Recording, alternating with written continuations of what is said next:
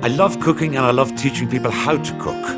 Good food is so important, not just for our health, but for our temperament, and it doesn't need to be complicated. For this series, I've created a set of menus which I hope you will try, either as individual dishes or as a complete and balanced meal. We're so lucky to have some of the best raw ingredients in the world. Let's make the most of them.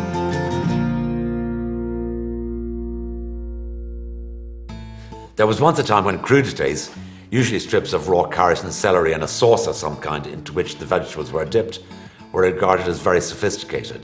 The idea behind this dish, potato aioli with cherry tomatoes, avocado and quail egg, is not dissimilar in that the uncooked vegetables and hard-boiled egg garnishes can be drawn through or dipped into the smooth and garlicky potato.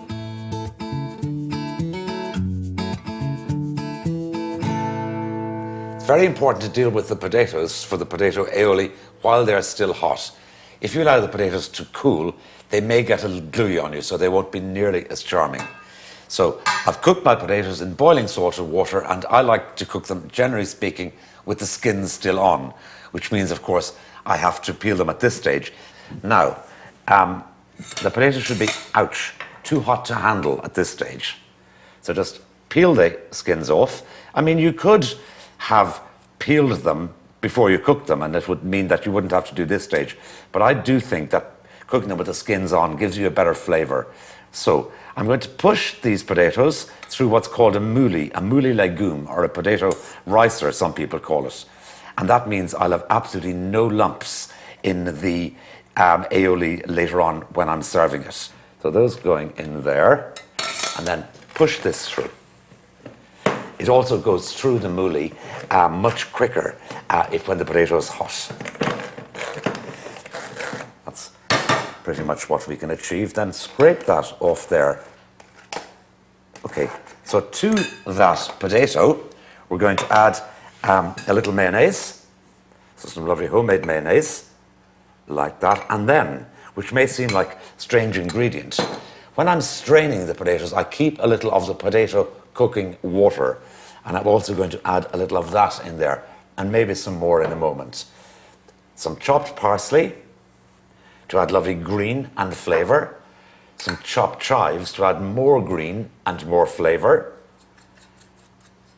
and then because it's aioli we're making, the aioli is always going to involve mayonnaise somehow and garlic. The potato added to the mayonnaise and the garlic and the other ingredients today makes it a potato aioli. So that goes in there.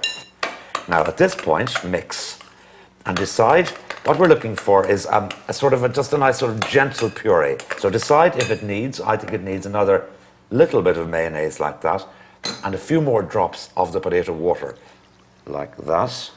Now that's exactly the soft, sort of gentle consistency that I want. Taste and see if it needs any more seasoning. And it does. It needs another pinch of salt. And that should have that just perfect. So you can have that made and just put to one side. The other lovely ingredient, apart from my vegetables that I'm going to put in here, are some quail eggs. A quail egg, to hard boil it, you put it into boiling salted water like a normal egg, like a hen's egg, but in the case of a quail egg, you boil it for 6 minutes exactly. Then to peel them, it's exactly the same as peeling a hen's egg. So tap it on your board like that, give it a little roll, and then peel off the shell. And you see the way the membrane holds the shell together. So for whatever reason, the membrane on a quail's egg shell is firmer than that on a hen's egg. Once you've peeled them, put them into a bowl and pop them back into the fridge until you are ready to serve. Now, the other ingredients I have all ready to go here. So my potato, I'm going to pop out onto the big plate. Just like that. So spread it out. I like to leave a little border around it. Now, there we are. So I'm going to start off with the little quail eggs, some of which you can just pop on whole, like that. And then the really perfect ones you can have to reveal the rather beautiful little centers. The next thing I'm going to pop on are some little tomatoes. So the ripest, firmest tomatoes you can get. If you can get sort of different varieties of tomatoes, all the better. Then Avocado is also really, really lovely with these ingredients. So I think I'm pretty much there. Lovely. Pop that in there. So we've got some really beautiful little small little spring onions, or what some people would call scallions. So I'm going to arrange those around the edge of the dish. Okay, so kind of looking a little crazy like that. I suppose it depends what your definition of crazy is, doesn't it? Some radishes, which again, because I like when your guests or your family can pick up the radishes and eat them, just drawing them through the potato. Almost there. Now, a little bit of dressing. Okay, so I have a little bit of classic olive oil, lemon juice, salt and pepper in here, just to give a little more glaze. Ooh, the other thing that's very important that I do is season my vegetables. So, that a little sea salt to lift the flavor. And then this dressing is also going to flavor, so it's like a little sort of vinaigrette. And then when you draw the scallions through that gorgeous, then maybe unexpectedly, a pinch of cumin, like that. So light, delicious, refreshing, whimsical, amusing, delicious.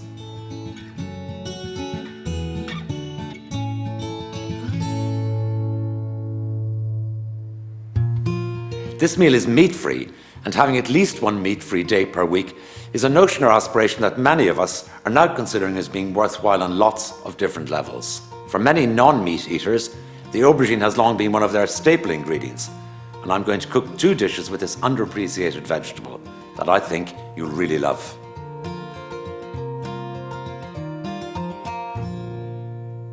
So for the first of the 2 aubergine recipes, I'm going to start off with the whole aubergine and roast it. And I'm roasting it directly over an open flame. So I've put a normal wire rack or a cake rack over my flame, which is sort of medium heat. And I just put that, whoops, straight down there, and we'll watch it as it cooks nice and gradually. This takes sort of about 20 minutes from start to finish. For the second recipe, I'm going to cook in a completely different manner. I'm going to roast these in the oven. So I can start off just slicing the aubergine. I've got my oven preheated, and you know, about a centimetre thick there, thereabouts. So slice away like that.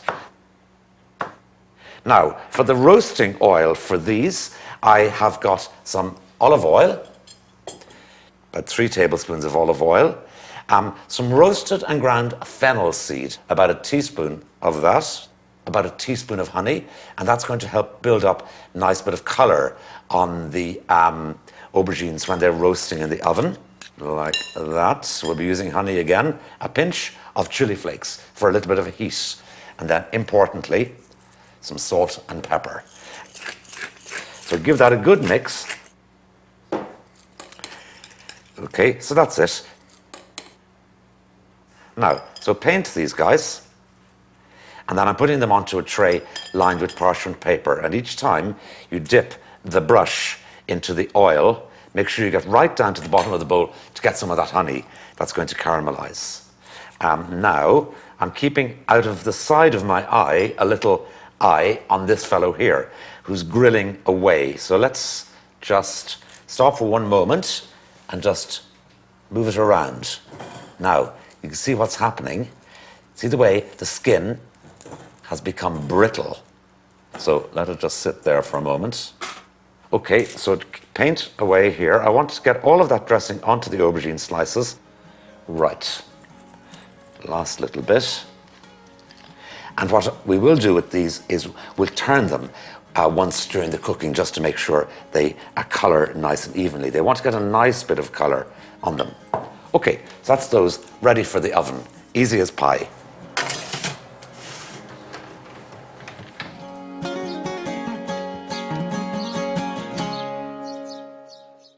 Get closer to your cooking with Neff Slide and Hide, proud sponsor of How to Cook Well with Rory O'Connell. On the northern coast of Ireland lives the legend of the Giant's Causeway. It tells of a giant who, answering a challenge from across the sea, was determined to traverse it. But seeing no passage, he built a crossing where none existed. It's in this place another legendary trail was forged. Bushmills, the first licensed whiskey distillery in the world.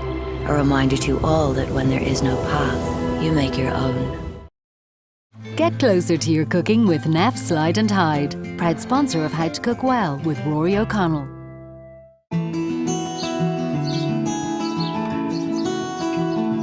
Now, I'm going to go ahead and make the dressing. So we've made the oil for roasting. Now I'm going to make the dressing, which is going to be part of the serving. And I've got a little bit of olive oil, so I'm going to pour it all straight into a jam jar, so it'll be easy to shake the jam jar and mix it up a little bit later on. About 3 tablespoons of olive oil, 1 tablespoon of lemon juice, classic combination of flavors. Then perhaps unusually a little anchovy. So that's going in, 1 anchovy finely chopped. And then a little more of our fennel seeds, like that, about 1 teaspoon. A little more honey, just a tiny little drop of honey in here, like that. And another pinch of chili flakes, pinch of salt, little twist of pepper. And that can just stay in that jar, ready for later on. I'm going to put a little bit of mint in there as well. I could chop the mint. Again, I think you will think of lots of uses for this dressing other than with the aubergine. Speaking of aubergine, or our eggplant, when this is cooked, this is what I want it to look like. I've got one that I've sort of prepared ahead here. Completely collapsed like that and totally soft. So I'm going to slice that in a few moments. Before I slice it, I'm going to make the dressing. I'm going to combine this with some dates. So I've got some chopped dates in here, and I've got some lemon juice and olive oil. So certainly some repetition of ingredients here. So 3 tablespoons of olive oil going in there. Now, pinch of salt and pepper, definitely. And so far, apart from the date, that's not so unconventional. A little honey, again, just to balance the flavors, just a little like that. And then, unusually, an ingredient called sorrel. Now, this is an ingredient I absolutely love. It's a leaf, and it's used because it's got a bitter, lemony flavor. And then the only thing you have to do with sorrel, you just remove that sort of tough central rib there, like that. And I'm going to chop some of that. The rest of that I have de-ribbed. And I'm going to chop the sorrel fairly finely. That goes in there. I've already added my pinch of salt in for the aubergine. Okay, so I just love the color. The color of the date and the sorrel there is quite something that I find very nice looking indeed. So we're ready pretty much to assemble this particular flame roasted aubergine. How are we doing over here? We haven't burst into flames yet. No, it's lovely. But you're a little bit of toing and froing, twisting it backwards and forwards. Now, I like to cut the aubergine, depending on the size, sometimes in half just from top to bottom. So I'm using a serrated bread knife here. So cut it in half like that. And inside, it is beautifully tender and juicy. That is perfection in terms of the texture we like here. Absolutely lovely. So back to the salad. A few more dates. So I've got some halved stoned dates. That should do me there like that. Don't forget, there's 2 things here. There's a little hand dressing of the aubergine with olive oil, salt, pepper, a little more honey, tiny little bit of honey, like that. Then our date dressing, some of which I pour over the aubergine like that, making sure to get a bit of date on there, and the rest of which I scatter over the chopped dates on the plate. Lovely. Now let's see how our aubergine slices are doing. Ah, yes, these are just perfect.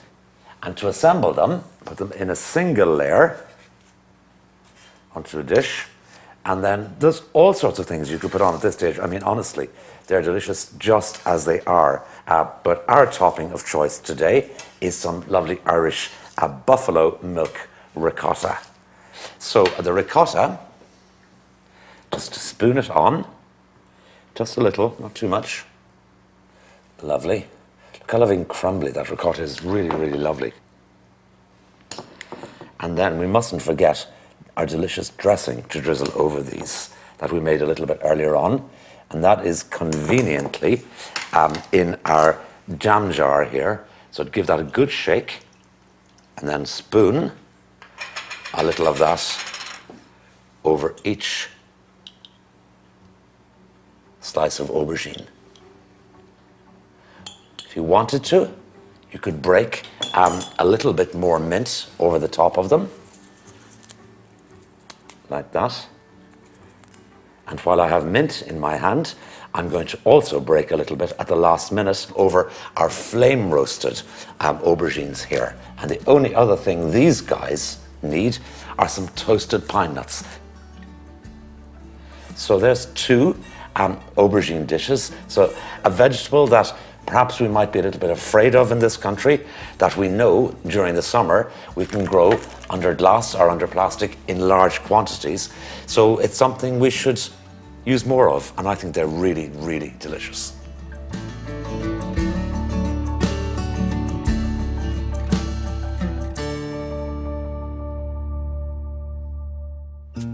I would be the first to admit that aubergines mightn't be universally popular in your house, but that shouldn't stop you from trying. However, as a concession, I'm going to cook a chocolate souffle cake served with a chocolate sauce, and there are a few people that don't like chocolate.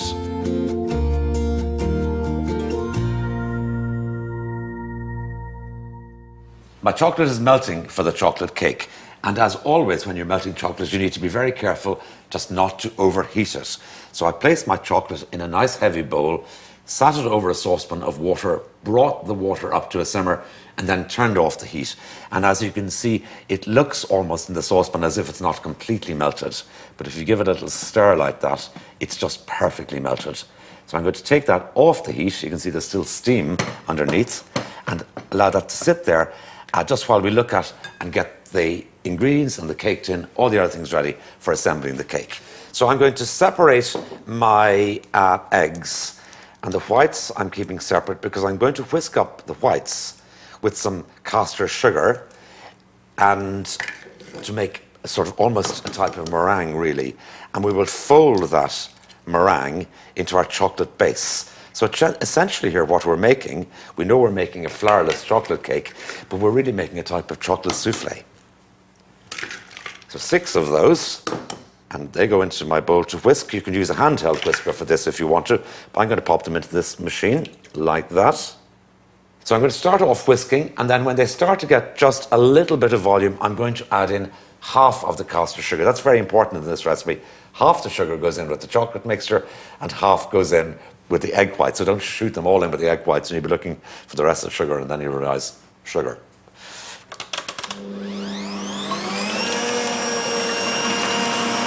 Add in the caster sugar just in a stream like that.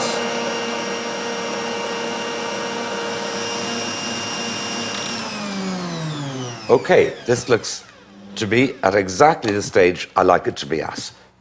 So lovely glossy, like a light looking meringue with a little peak like that. That's perfect. So don't whip it any more than that. There we are. Now, great. So for the actual chocolate part of the cake, we have our melted chocolate, to which I'm going to add in the caster sugar. That was the other half of our caster sugar. A teaspoon of vanilla extract. This could be rum, for that matter. The milk, which may seem a bit odd, but that's exactly what works. And then our lovely, rich, glossy egg yolks going in like that. And give all of that a stir. And again, it just starts, the chocolate starts to blend in with the other ingredients. So I'm going to use a whisk as well. So it looks like sort of a rich chocolate sauce. Okay, so we have our egg whites and our sugar whisked together So I like when I'm doing this to sort of mix in quite rigorously the first sort of third or maybe even quarter of the egg white. And I find that sort of prepares and loosens the mixture or lightens the mixture for a more gentle folding in of the main volume of the egg white. See, look how much lovely air-filled volume we have. Now, to fold in the rest of the egg white using a spatula, just cut down through the middle and fold over. Then give the bowl a 90-degree turn or a quarter turn. And keep going like that, and gradually you start to fold in the egg white. Usually once I've cut it and folded it 4 times like that, then I go and give a 360-degree turn with my spatula. You don't want the whole process to take too long because I do want to get this into the oven quite soon.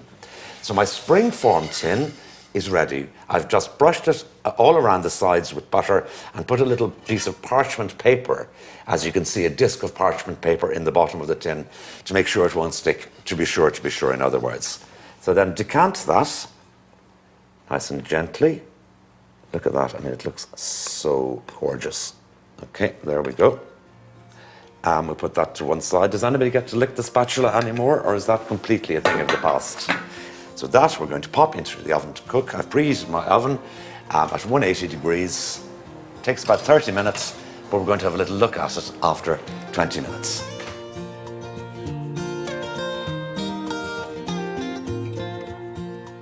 Now, the cake is cooked, and it's risen really beautifully in the tin.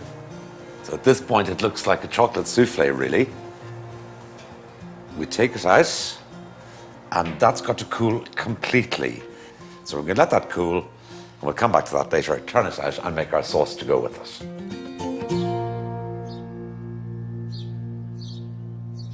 As predicted, the cake has sunk somewhat, and that's going to give us a lovely, luscious, hopefully air-filled texture. So I can turn that out in a couple of moments, but just before that, I'm going to make the chocolate sauce to serve with it. So a little milk, a few little drops of vanilla extract. This could be rum as well, for that matter. Always be cautious with the vanilla. And then the chocolate. So it's really, really easy and straightforward. So just allow that to come to a bare simmer, because obviously if you overcook this, the chances are that the chocolate might split on you. Now, when you're going to turn out the cake, you need to get all your ducks in a row here. So what I like to do before I do anything else is I just run an ordinary table knife just around the cake like that, just to make sure it hasn't caught anywhere. Then a spring-form tin is definitely a great help. Now, I'm also, as you can see, keeping a good eye on my chocolate sauce, which is now starting to look like a chocolate sauce. So that's it. Beautiful, glossy, shiny, fantastic. Turn it off immediately and actually remove it also just from the hot ring so it doesn't overheat. That's lovely. Now, okay, so I'm going to turn the cake out onto my hand, lift off the parchment, and then plonk it down there. May the force be with me.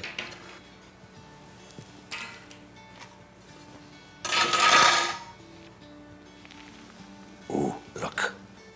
Sort of molten looking there. Then line it up properly and just let it go. Beautiful. Little cocoa powder or icing sugar. I love the bitter cocoa powder on it. Why am I suddenly speaking so quietly? Because that was somewhat stressful, that's why. And then a little of the chocolate sauce. So drizzle a little over the top. I wouldn't put it all over the top because that would be over the top. But the rest we'll put into our lovely serving bowl, and then just as it is, beautiful softly whipped cream. At a certain time of the year I might serve raspberries with that. This is delicious, and remember, flourless, so hopefully everybody in the house will be able to enjoy it.